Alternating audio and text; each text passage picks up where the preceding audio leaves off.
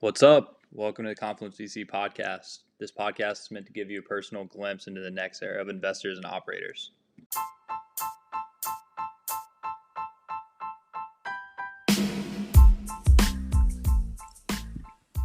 This week we had on Nicole Ruiz at Compound. Compound's a thesis-driven seed stage venture firm investing in bleeding-edge technology on the brink of commercialization.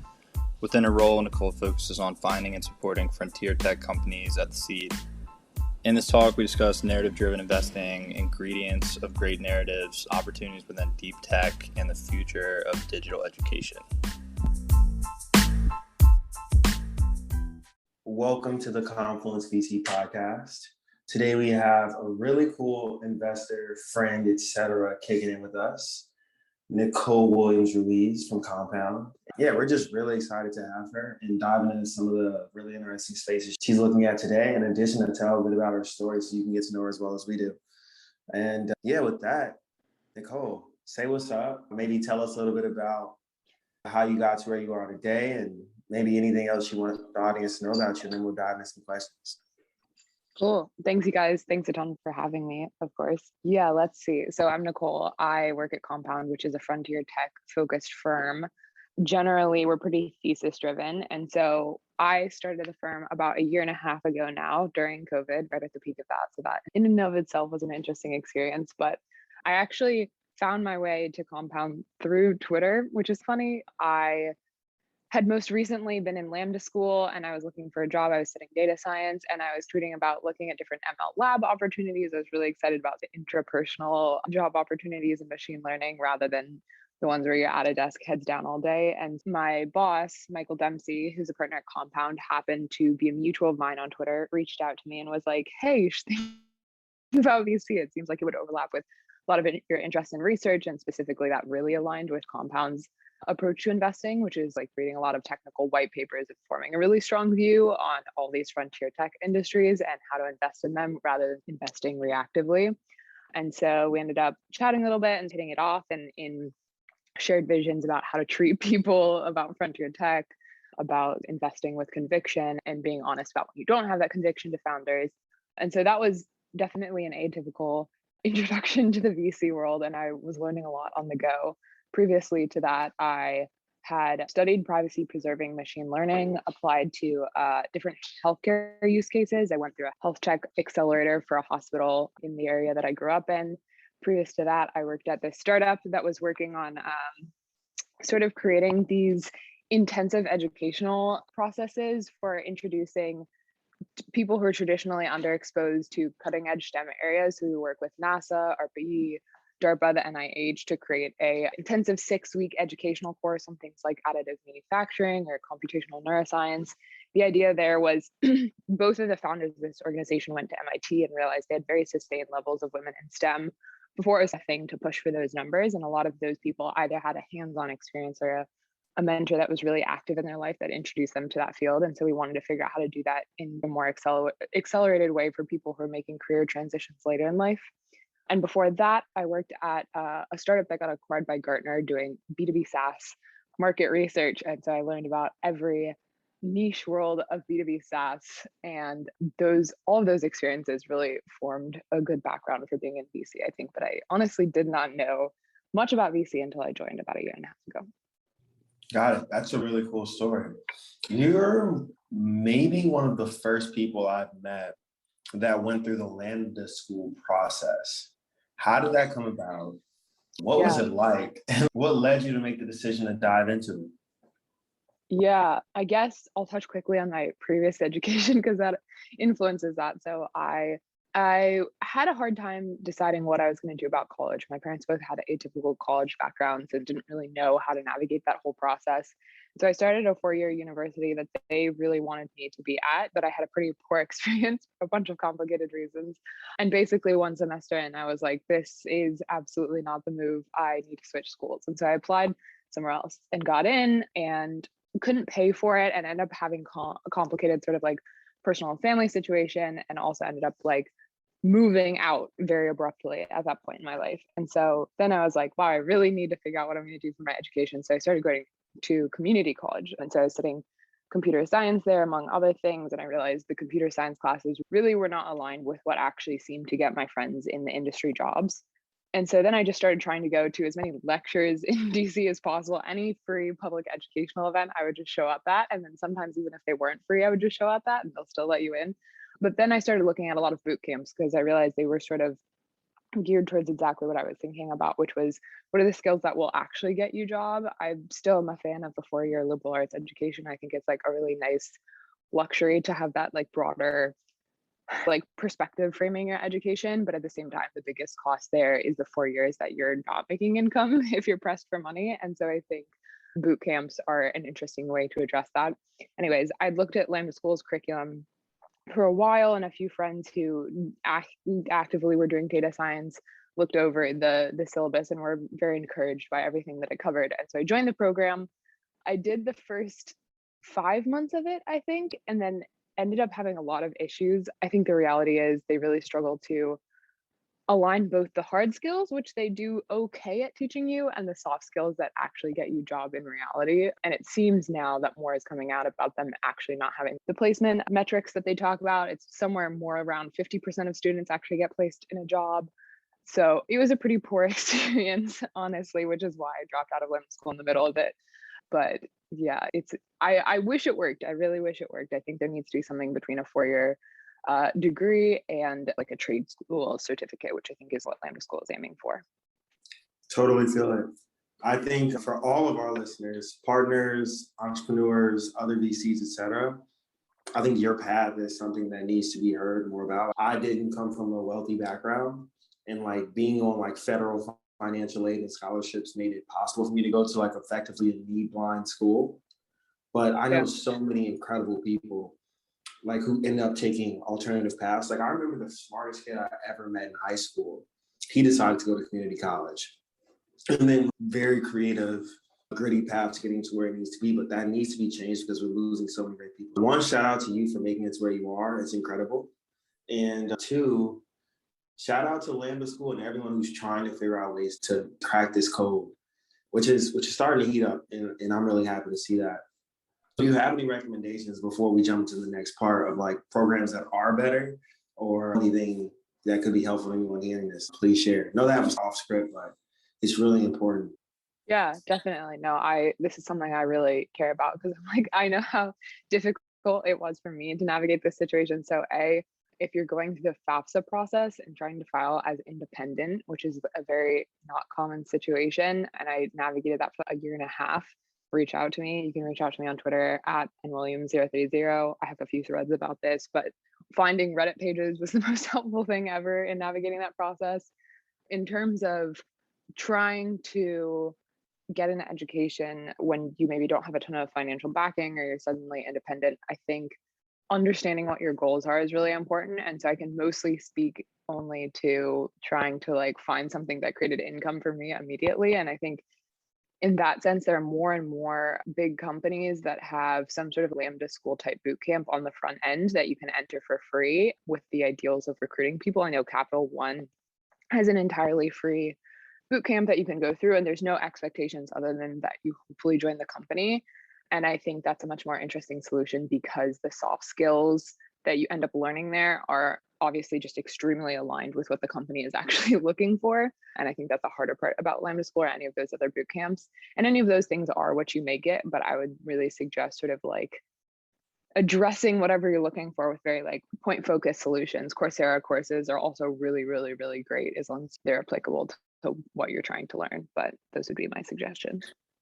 Yeah, this is gold. I can't remember who it was who we talked about this with, or if I read it, but there was a thesis that companies will end up becoming the educational institutions and having vertical solutions. And I think that will be the new thing. Number one, and two, it's just the most applicable podcast that we've done, period, to like a broad audience, because we will give it VC advice. So it's easy. Just go to a top 50 school and then work really hard and get into a consulting or banking thing. And then maybe you just land a job through some John Gannon blog.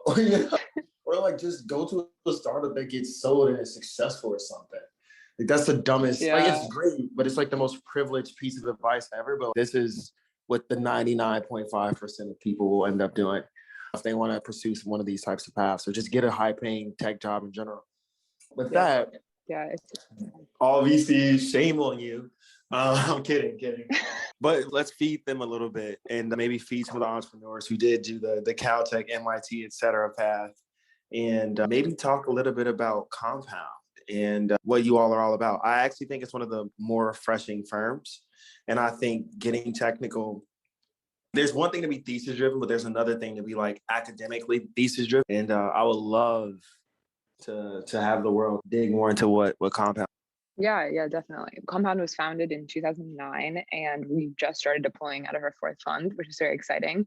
David Hirsch founded this fund. He was pretty early at Google, and he came over and got into the world of venture. I think it's interesting to mention that history just because like no one at our firm was ever like fully financed for like several decades, like heads down in that space. And I think that shapes how we approach interacting with people, like how we approach learning, how we approach like fund management generally. And yeah, like I said, we're pretty thesis driven. We're focused on pre-seed and seed. We generally invest in what we call frontier tech, and the common denominators between those areas are data science and ML, robotics and automation, and then digital health to biotech. And then recently we've been really doubling down in synthetic bio. Those are just the common areas. There's always things outside of that. But yeah, typically it involves reading a lot of white papers, reading a lot of research for industries that it's not as formalized, like gaming, for example, trying to find really the center of who is creating things in that space and talking to them about what they think the future looks like and what the history of that space looks like. And just, yeah, really trying to develop a thesis of what the ideal company in that space will look like or what an investable opportunity looks like. And obviously, to some degree, that will always be a little bit of a futile attempt because we're never going to know more than founders, but it really just gives us sort of a better foundation to go into conversations with highly specified founders and say, look, we've done a reading on this space. We might have a naive approach, but feel free to break our thesis. This is what we thought, like, how do we work from this sort of like stepping point? And so, yeah, we think that helps us a lot for a lot of reasons. We focus with founders a lot on narrative building with frontier tech companies, especially that might not be as like accessible to a generalist investor audience. We think we can especially help them navigate how to frame what they're doing to the broader world. This also, I'm writing about this at the moment, so it's very top of mind. I think in a world where it's really challenging to hire, this matters a lot because our portfolio companies are constantly fighting with all the big tech companies for talent. And so the narrative that you tell about what you're working on is very important to bring in the best people to your company. And then it's also that kind of tumbleweed of then being able to raise finances because your company is doing well, and like narrative really does matter there. Yeah, what else can I answer about Compound and how we operate? I actually want to dig a bit more into the narrative. I think that's huge. And I just read this book, or finished reading this book this morning, ironically, called Start With Why. And then there's the why and the how and the narrative. And they talk about like the Apple actually being more about the narrative of unlocking the creator, Amazon being the instant or enablement of commerce, or all these types of things. And in frontier tech, that's even huge. If you're investing in biotech, imagining the world in which this part of the body or this problem is completely eradicated, or this can be completely different, right? I would love for you to talk about the importance of narrative in your world and your role, and really just how that's becoming more and more important as an investor and as someone who impacts companies.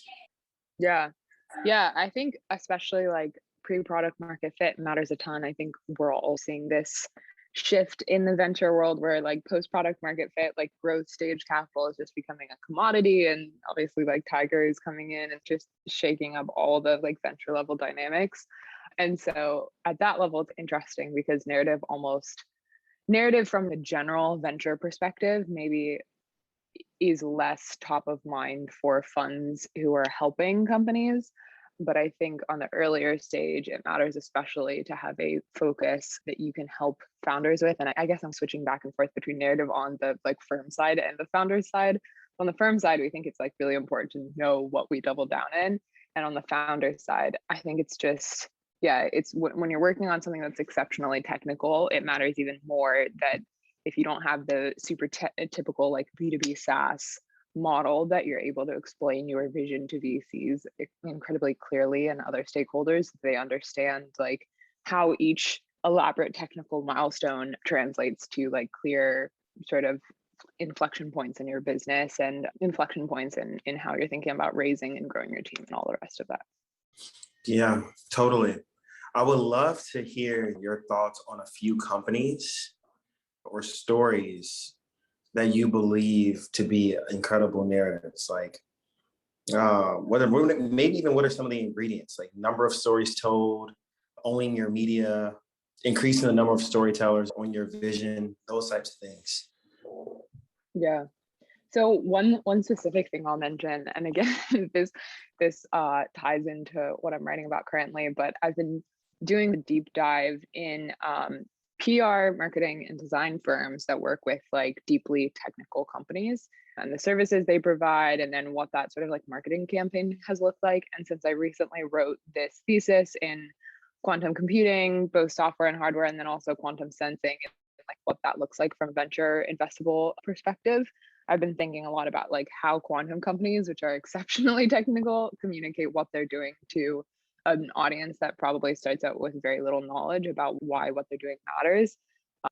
And the data is not finalized yet, hoping to get a more solid final set of data to publish. But it's interesting because it seems like a lot of these companies that do the very best at running these online advertising campaigns and their sites have gone to like really big generalist PR firms or marketing firms, like Pentagram, for example, is like a huge one based in New York.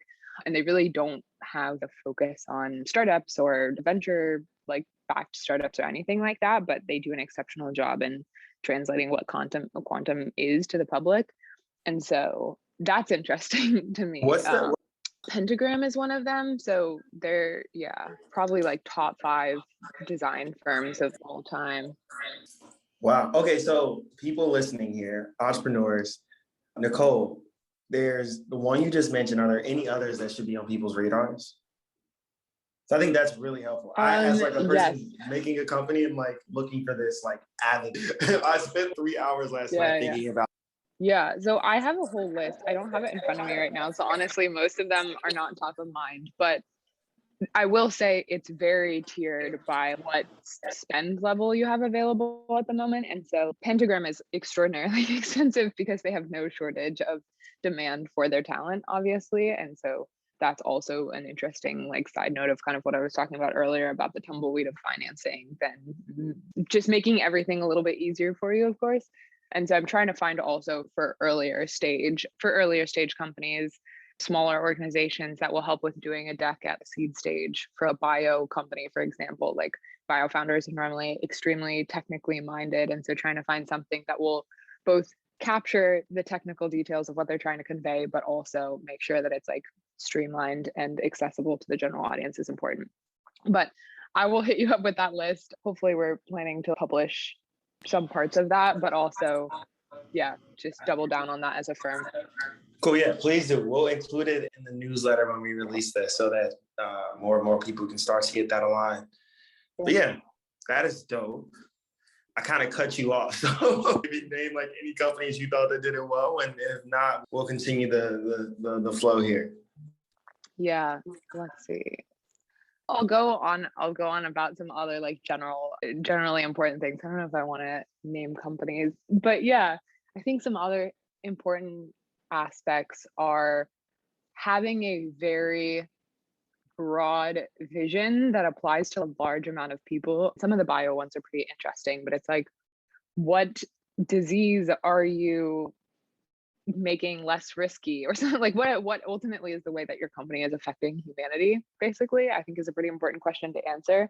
And then making sure to tie that broader narrative to smaller chunks of how you're working on that as a company, I think internally and like facing investors and other stakeholders, and making sure each of those steps in the narrative process are tied to a real product and or research development. So obviously everybody knows the examples of where this didn't happen, Theranos being one of them, where you have the really big vision and you have maybe the cult-like following of engineers and people who are obsessed with your company, but there wasn't really a actual product level development level of steps that aligned with that narrative. And so that is obviously very important.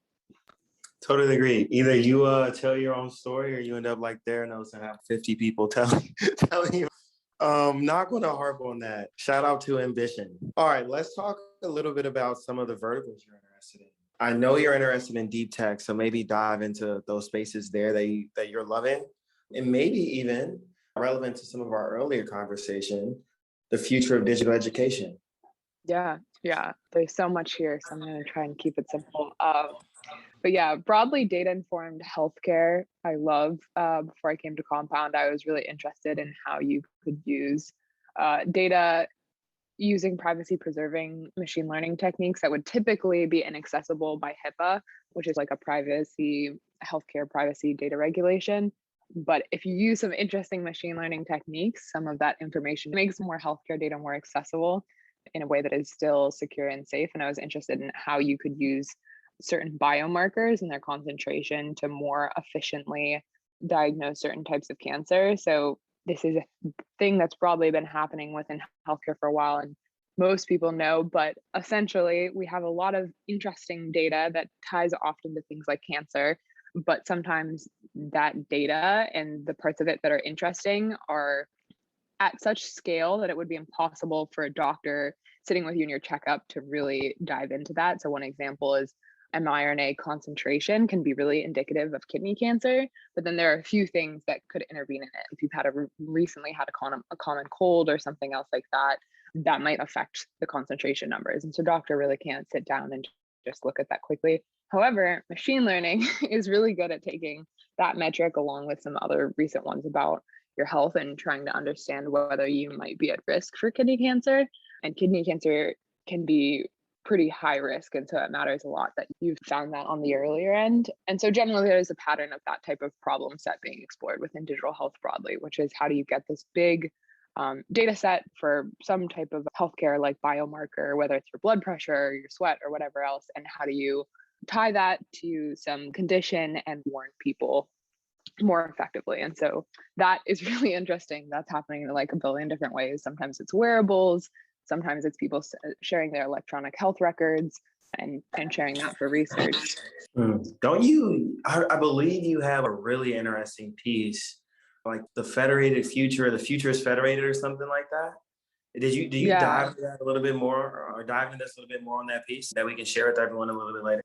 Yeah, sure. So federated learning specifically is what I was researching before. And Google came out with this paper in 2017.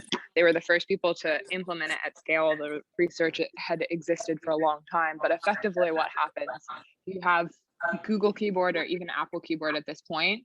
When you're texting people, when you're texting and your keyboard autocorrects, which is called predictive text, then those recommendations that are brought to your phone, rather than sending all of your text data to some server somewhere else that could potentially be vulnerable to somebody seeing it and reading about your address or some other sensitive information, a model is trained locally, a machine learning model is trained locally on your phone, and only the high level updates to that model are sent to the cloud. And so that provides some very interesting effects in terms of what secure data is being sent where and what somebody could take away from it if that server elsewhere were to be hacked. And so people are applying this to a lot of different things now. And with healthcare data, it's especially interesting if you can train a model locally, preserve all of that very specific healthcare information, and then only have the high level takeaways sent to the cloud. And so I was talking a little bit about that in the article. There's a bunch of businesses that this could apply to. Healthcare is one of them. Government is another. Most commonly right now, we see this applied to like banking fraud. Basically, banks often have a bunch of huge silos of data that can't be combined or shared or studied collectively for complicated regulatory reasons. But with federated learning, you can train models on both of those silos, slap those high level learnings together, and still get a model that was almost as effective as if you had just trained it on both of those groups of data. And so it's a very interesting sort of new area of privacy preserving machine learning. Gotcha. Very, very cool. I'm going to take a moment to psych everybody out and let you give a quick like blow your mind session on quantum. So I remember you speaking on that a little bit earlier, and I know you also have a really great piece on that. And then maybe we can close out with the future of education piece or digital education. Sure. Yeah. So quantum is interesting. I decided to dive into it because, I don't know, it's one of those areas people associate with frontier tech, and there's a lot of big promises, but the companies we're seeing were all over the place. And I wanted to just have a view on what was investable now versus what was going to be investable in 5 years versus what was investable, like not for a long time. And so it was really just reading a lot of papers, talking to some experts in the area, talking to some people at the Creative Destruction Lab based in Toronto, which has had a quantum specific program underneath it for a long time. So it was cool to hear about the history of people trying to commoditize these businesses there for a long time, which few people have that perspective since it's such a theoretical space right now. But essentially, the high level takeaway is that right now, quantum computers barely exist. So qubits are a fundamental unit of information akin to bits in classical computing. And these units are very hard to keep stable, but that's pretty essential to creating a fully effective quantum computer. And so right now we're in this sort of intermediate area of quantum computing where there are a few things you can do. And a few people have written theoretical papers about what these applications look like in the intermediate term. Nobody has really found a real life problem that the hardware we currently have applies more effectively to than a classical computer would. And the most interesting business models that I think exist are almost this like consulting level approach to exploring problem spaces across all of these different quantum hardwares that currently exist and trying to find an algorithm that would be more effective with a quantum computer than a classical computer. And it doesn't sound that complicated, but it's actually pretty important because a few people have thought that they found a quantum problem that might be more effective on quantum hardware, and then somebody ends up coming up with a faster classical algorithm. So some people will approach some sort of logistical driving problem, for example, how to optimize a route you're driving. They'll go to a company and say, hey, pay us for a 6-month program of research, and they'll take 6 different quantum hardware solutions that exist currently, which all have different trade-offs in terms of the computation they're able to do at the moment. And we'll also use one classical computer, and we'll see what we can do across all of these different hardwares and provide you with a sort of research report of what is most effective. And it's likely that for a lot of these, they end up leaning back on a classical algorithm, but for the one solution they find at some point that would find that a quantum algorithm is more effective, that would be a huge find for a company, essentially. And so I think those approaches are interesting, but the investable world right now is relatively small, and a lot of people are peddling quantum software that really doesn't make sense. It's a layer for something that doesn't totally exist. Some people have some interesting approaches to maybe bringing in customers and educating them proactively. That seems to be the main goal of selling quantum software. But for the most part, I think a lot of these companies are waiting on technology that is not quite here yet. Yeah, totally agreed. At Great Point, we'd made some early quantum bets, and a lot of them were like developer tools for when things do adapt. And when it came time to follow on, we're just like, yo, this thing may not occur for another 12 years. And that just doesn't fit our horizon. But if you can find some of the things that have like real applications or making some types of like actual strides to accelerate that process, a lot more interesting. I have a friend who like, as an interesting transition to education, she worked with me at Morgan Stanley when I was 18 or 19 or something like that. And she quit finance to move every part of her life into quantum. So she like went to Stanford, MIT, and Harvard to study quantum. And now she's doing her PhD at Stanford and working with, I think, NASA and KRB, who'd be a really, really interesting person to talk to about this stuff. Sometimes you can't be here for 4 or 5 months because she's like just in some lab with her head down. But like I'll catch up with her soon or try to. And I would love for you to just play like back and forth and see who can go deeper down the hole. Because there might be some really interesting things you all can work on together. Yeah. Always love to talk to those types of people. That would be great. Yeah. So last piece before we, I guess, start to close out with our quick fire and we give you your one golden ticket to ask us anything in the world, whether it be our darkest secrets or some investing thing. Tell us a little bit about digital education, which you may have already talked on, but just general thesis so you can maybe get some inbound or catalyze someone else to focus on the space and help fuel or whatever it might be the outcome. Yeah, cool. I think so. I'll caveat this with education is like outside what we typically education is outside what we had typically seen as frontier tech. I think there's a lot of people selling sort of managerial software or things that are like a little bit less interesting to us.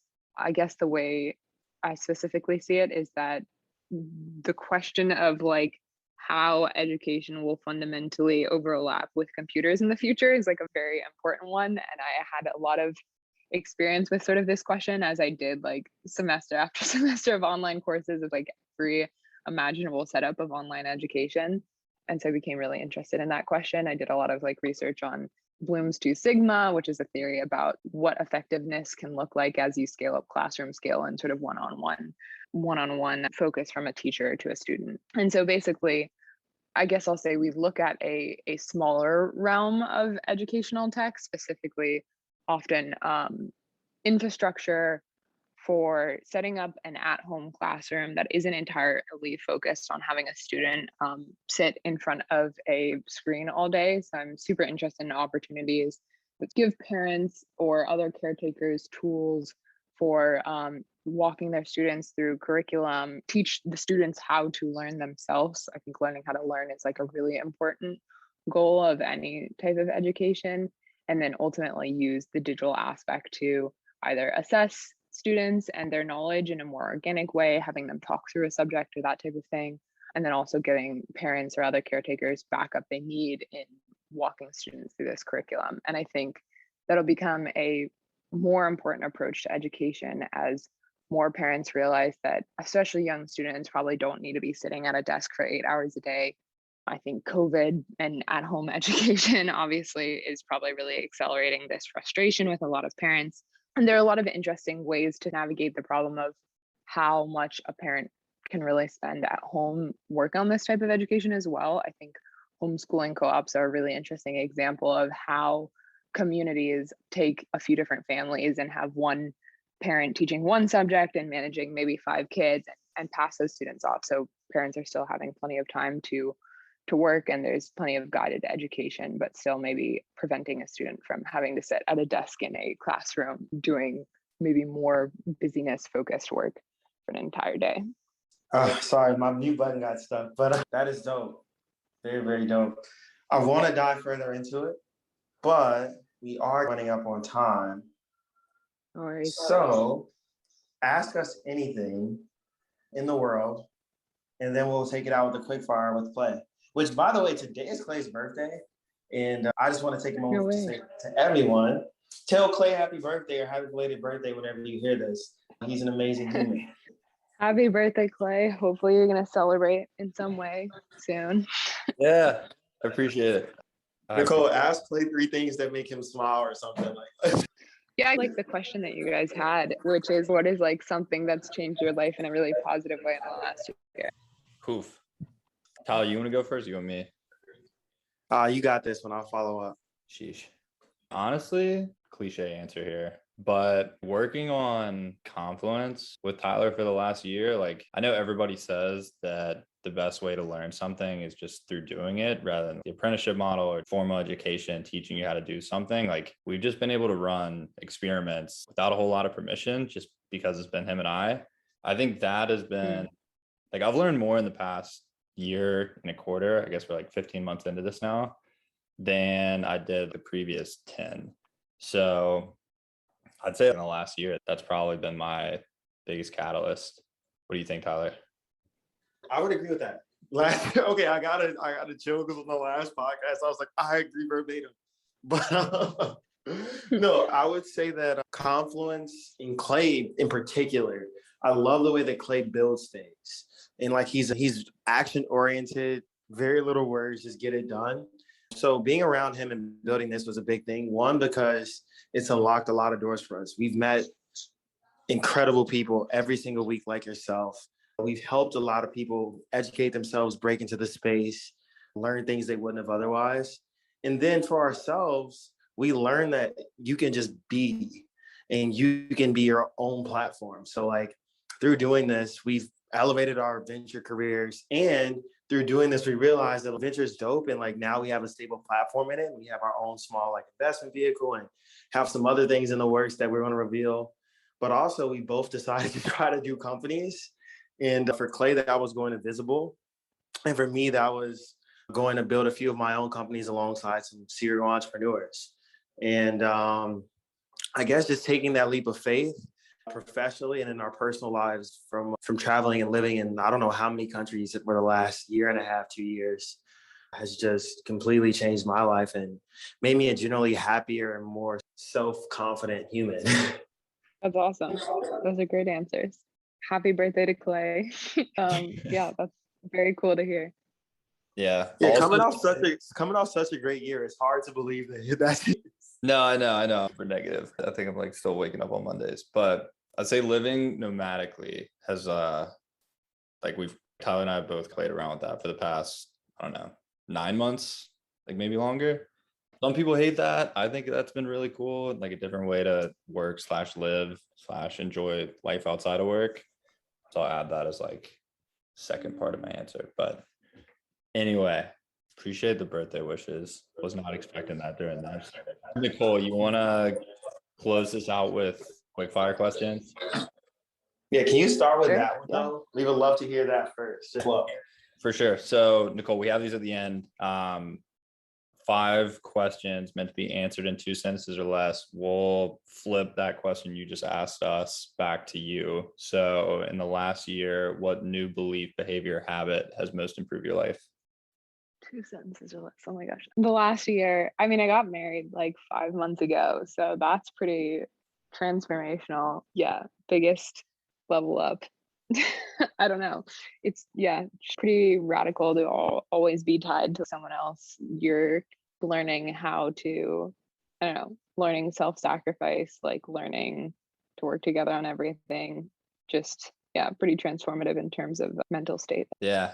I remember when we were trying to get you on and like I sent you a note and then just being really annoying with follow-up emails. And then you got back to me, hey, sorry, I just got married. I was like, oh my God, I feel like such an asshole for bothering you during your honeymoon. No. But congrats. Thank you for following up. Sorry. Please send gifts. What's left on your like gift list that no one decided to get you that we can just come in the clutch and just be heroes? I think we got it all, but like this podcast is the gift. Word. We can deliver on that. All right, next one. What's a recommendation you hear regularly that you think is bad advice? That people need to follow like the most common high signal path, because then you end up competing with everyone in that like very traditional competitive path, and you can just think about what you're optimizing for, take a different path that maybe gets you more directly there and not end up competing with everyone along the way. Yeah, find the least crowded channel, path of least resistance. I feel like there's a few different ways to verbalize the same thing. I think Tim Ferriss is big about that. At least that's where my head was going when you were explaining that. But yeah, I couldn't agree more. Next one, aside from having to say no all the time, what's the worst part about venture? This is tangential. Hopefully it's still allowed. Just the amount of brilliant work that doesn't make sense for a venture scale business. Like in terms of scale, where we sit, especially, I think we end up talking to a lot of brilliant academics that have worked for years on some pretty life-changing stuff. But the market sizing can just not make sense for our firm. And often we're the people explaining that dynamic just rough, because they're clearly brilliant people. It's clearly amazing technology. It's not saying no, it's just that it literally, like, venture does not encompass the potential for all of these different types of businesses, and venture is the thing that gets talked about the most. And so having to be like, actually it doesn't really fit in this category well, is rough. Yeah, 100%. Our next guest is actually, I think he's going to talk about that more, of just like the different opportunities for capital outside of venture. Because again, like the loudest category is obviously venture, because like media operates on the rounds close and like size of rounds. That's just like front page news. But yeah, it's just not right for most businesses. I'd argue 95% of businesses should not take venture capital dollars. Just doesn't make sense. But I agree with all that. I got 2 more here. Best piece of advice for junior VCs or those aspiring to break into venture? This applies a little bit before what I said, but just think independently about what you're optimizing for and how this job would fit into your bigger life picture. Even if that picture isn't like the most permanent version, it can help you target the type of people, the firm size, firm focus that you really want to work for. And you should pick like 5 or less of those and then really study them more deeply, probably give them a sample of your work, maybe like writing on a thesis specifically that fits their firm's needs. We had someone once interview doing this, and they would ask after that if they could show us like another piece of research by like having us pick a topic and then sending it to us in 3 days. And I think that's the best way to be like, look, right now I have the skills for what you're looking for, and I've actually even maybe identified problem spaces you're thinking about that you didn't know explicitly. And that's, I think, a great way to get a job at a specific firm you're looking at. Yeah, no, 100%. 100%. And then last one we got, who's a mentor of yours that you want to give credit to? Could be more than one as well. We don't need to limit it to one. I think Deb Perry, this woman, so I lived with a family that was not my own family for the last 4 years until I got married. She's just great, a great person to go to with any sort of life questions. So shout out to Deb Perry. Shout out Deb Perry. Well, I think that wraps everything up. Nicole, again, really appreciate you making time. Amazing. Thank you. Thanks for the time. Thanks for reaching out and the follow-ups. Yeah, no, appreciate you saying yes when you have 100 other things going on. Sounds good. Have a good rest of the day, you guys.